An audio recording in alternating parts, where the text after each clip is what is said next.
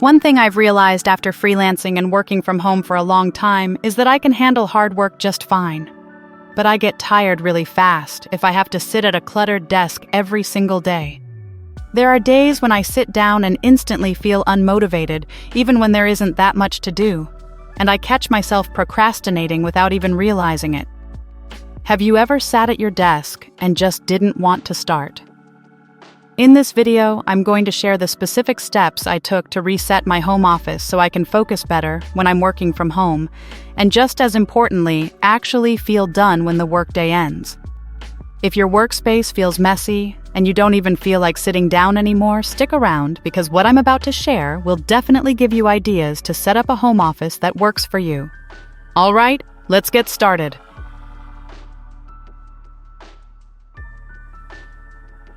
Before I actually touched anything on my desk, the first thing I did was stop and look at how I really work on a normal day. Not how I think I work, not how I want to work, but what actually happens when I sit down here every day. Because when you work from home long enough, especially as a freelancer, your desk slowly turns into this mixed space. It's half work, half storage, half unfinished stuff you keep telling yourself you'll deal with later. And the problem is when everything lives on the desk, nothing feels clear anymore. So I paid attention to small things. Where do my eyes go first when I sit down? What do I reach for without thinking? And what's just been sitting there untouched day after day? I realized there were things on my desk that had nothing to do with my current work, but they were still taking up space visually and mentally. Another thing I noticed is how I actually move during the day. I tend to stay in the same spot for hours. I don't really start work clearly, and I don't really end it either. I just sort of fade in and fade out. And that's when a messy desk becomes a real problem because it keeps you stuck in that in-between mode. This step isn't about judging yourself or fixing anything yet. It's just about being honest. How do you use your desk? What do you actually need within arm's reach? And what's there just because it's always been there? Once I got clear on that, everything I did next made way more sense. If you skip this part, you might clean your desk, but you won't really change how it feels to work there. And honestly, going through this process also changed how I think about decluttering in general. It made me more careful about what I remove, what I keep, and where things actually go afterward. That's what I'll be sharing in the next video, how I reset my home while decluttering in a more eco-friendly, low-waste way instead of just clearing things out. If you don't want to miss that, make sure to subscribe. But for now, let's get back to today's video.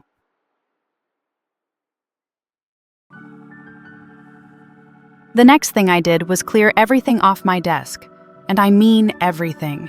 Laptop, notebook papers, random stuff, everything came off so the desk was completely empty. I know this is the part most people want to skip because it feels unnecessary and a bit annoying. Especially if you're thinking, I'll just move things around a little.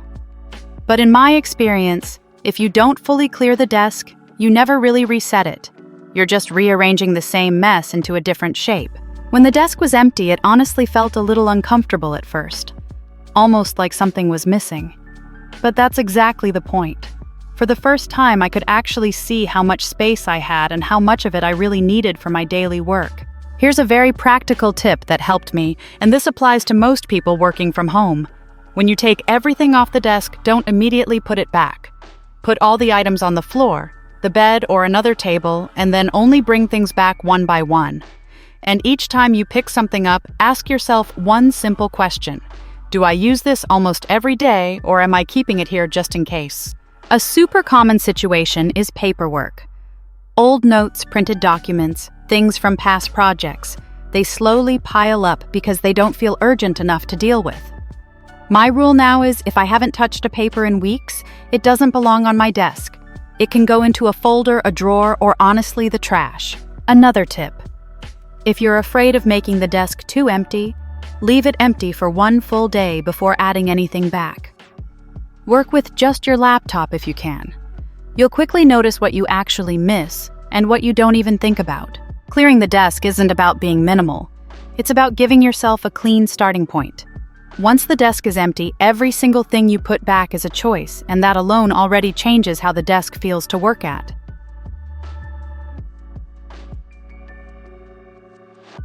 After I cleared the desk, I didn't try to make it look nice right away. I just started putting things back slowly. And the rule was pretty simple: if I didn't use it almost every day, it didn't go back on the desk. What surprised me was how many things I hesitated on. Not because I needed them, but because I was used to seeing them there. Stuff like extra notebooks, books. I rarely open random tools that feel work-related. None of them were useless, they just weren't part of my actual daily routine. So I paid attention to what my hands did without thinking. When I sat down, what did I reach for first? Most days, it was just my laptop, one notebook, and a pen. That was it. Everything else could wait. Here's a small trick that helped when I wasn't sure about an item. I asked myself, if this wasn't on my desk, would it actually slow me down today? Most of the time, the answer was no. And if grabbing it takes less than a few seconds, it really doesn't need to live in front of you all day. Books were a big one for me. I used to keep them on my desk because it made me feel prepared. But honestly, I almost never opened them. Moving them off the desk didn't change my work at all, it just made the space quieter. Once I stopped treating the desk like storage, it started to feel more intentional. Everything there had a reason to be there, and that made sitting down and starting work feel a lot easier without me having to push myself.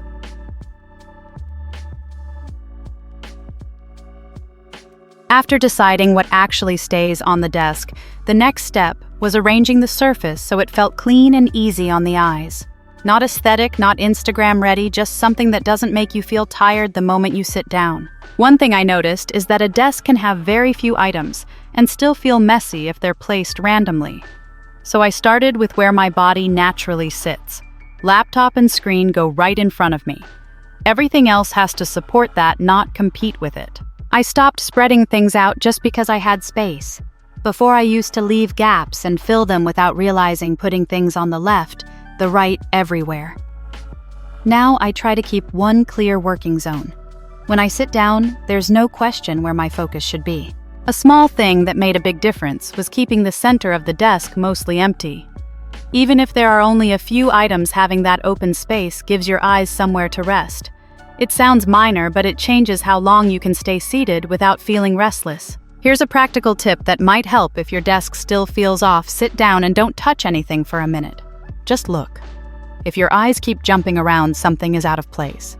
Usually it's an item that doesn't need to be in your direct line of sight. For me, once the desk looked calm, my mind followed. I didn't feel the urge to keep adjusting things or fidgeting. I could just sit down and start. This step isn't about perfection. It's about creating a surface that doesn't demand your attention. When your desk stops asking for attention, you have more of it to give to your actual work.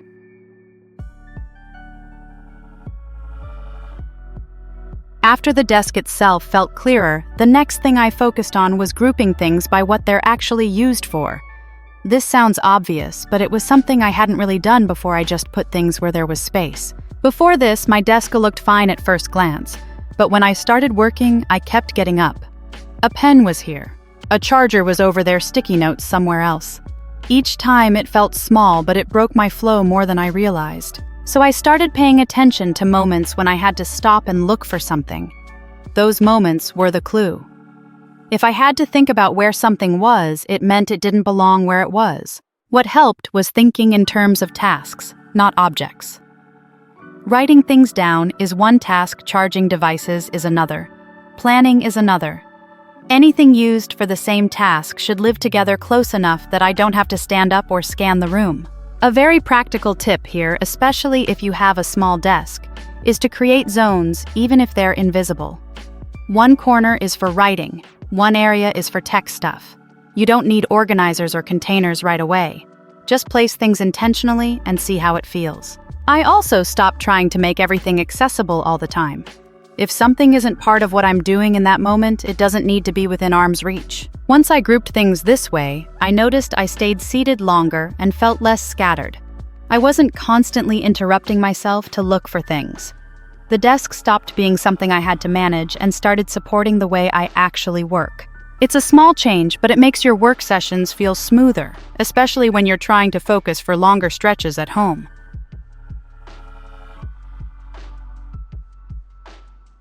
After grouping everything on the desk, I started noticing something else. Even when the space looked fine, I still felt tired faster than I expected. And that's when I realized the problem wasn't the desk anymore, it was how I was sitting. Before this, I didn't think much about my chair or screen height. I just sat down and worked until my body started complaining. My shoulders would tense up, my neck would feel stiff, and without realizing it, I'd start shifting around or checking my phone. That physical discomfort quietly pulled me out of focus. So I made a few simple adjustments, nothing fancy. I raised my screen so I wasn't looking down all the time. I adjusted my chair so my feet were flat on the floor and my back actually felt supported. The goal wasn't perfect posture, it was being able to sit for an hour or two without feeling annoyed. Here's a very practical tip if you're not sure where to start. Sit down and notice where the tension shows up first. Is it your neck? Your lower back? Your shoulders? That usually tells you what needs to change. Most of the time, it's just screen height or chair height, not your entire setup. One thing that helped me a lot was stopping the moment I felt uncomfortable and adjusting right then, instead of pushing through it.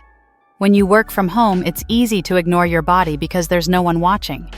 But the longer you ignore it, the harder it is to stay focused. Once my body stopped fighting the setup, my mind stayed with the work longer.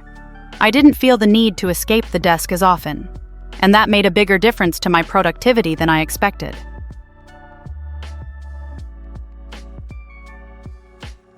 After fixing how I sat, I thought I was basically done.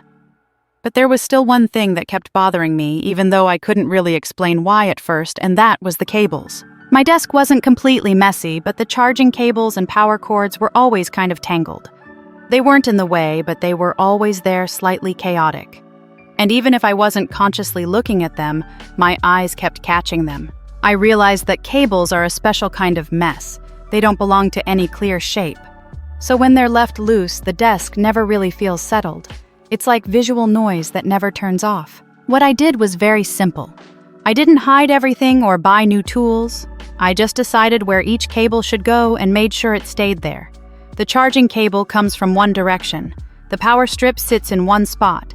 Anything extra gets tucked away instead of hanging around. Here's a practical tip if you don't want to overthink it. Sit at your desk and look at where your eyes land when you're not actively working. If they keep going to the cables, that's the area to fix first.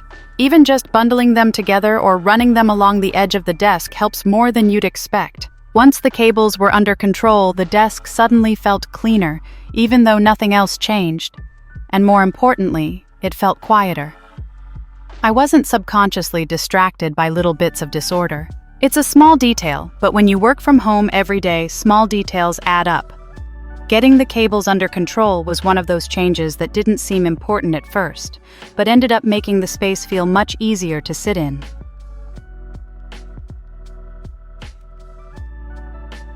One of the hardest parts of working from home isn't staying focused, it's knowing when to stop. When your work and your personal life share the same space, the line between the two gets blurry very quickly. For a long time, my desk was always on. Laptop open all day, things left exactly where they were. So even when I wasn't working, my brain still felt like it was halfway there. I'd finish a task, but I didn't feel done. I'd just linger. What helped was making the desk mean one thing again: work. I stopped bringing my laptop to the couch or the bed. If I was at the desk, I was working. If I left the desk, I wasn't. It sounds simple, but that clear rule made a big difference. A practical tip if you're struggling with this is to pay attention to where you rest. If you're constantly half working in multiple places, your brain never fully switches modes. Try keeping work contained to one spot, even if it's a small desk in a corner. Another thing that helped was resisting the urge to just check one more thing after work hours. When everything is within reach, it's easy to slide back into work without realizing it. Having a physical boundary, even just standing up and walking away, signals that the workday is over. Once I separated those two states more clearly, my days felt shorter, even though I wasn't working less.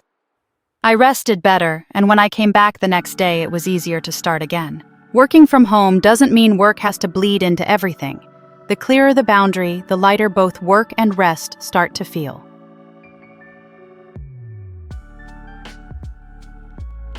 The last thing I do every day now is reset the desk before I stop working.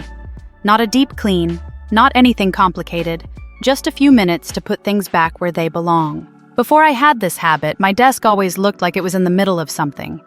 So even when I shut the laptop, part of my brain still felt unfinished. I'd walk away, but mentally, I was still there. Now, when I'm done for the day, I take 2 or 3 minutes to clear the surface. I close the laptop, put away the notebook, and make sure only the basics are left. It's a small action, but it tells my brain very clearly today's work is done. Here's a simple tip if you want to try this without overthinking it. Don't wait until you feel motivated. Treat it like brushing your teeth. You don't ask yourself if you feel like doing it. You just do it because it makes everything after easier. What surprised me is how much this affects the next day.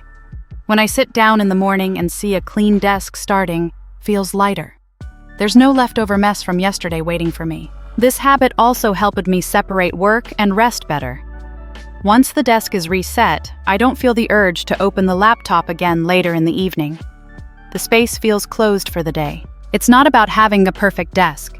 It's about ending the day properly. And when you work from home, that small sense of closure matters more than you might think.